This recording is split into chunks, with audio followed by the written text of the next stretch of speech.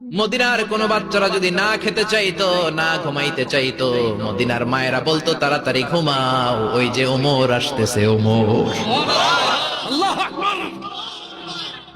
কি শাসক ছিলেন সাইয়েদনা ওমর!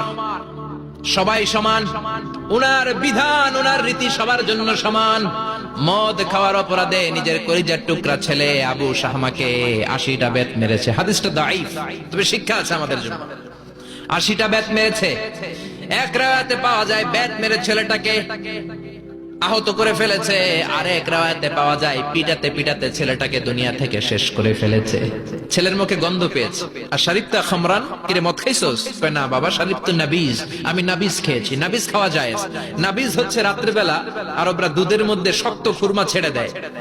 1 কেজি দুধের মধ্যে 10টা শক্ত খুরমা ছেড়ে দিলে সকালবেলা দুধের কালারটা সাদা থাকে না, শক্ত খুরমার রস টেনে ওটা লাল হয়ে যায়, খেতে বড় মজা। এটাকে বলে নাবিজ। কিন্তু সকালেই খেতে হবে।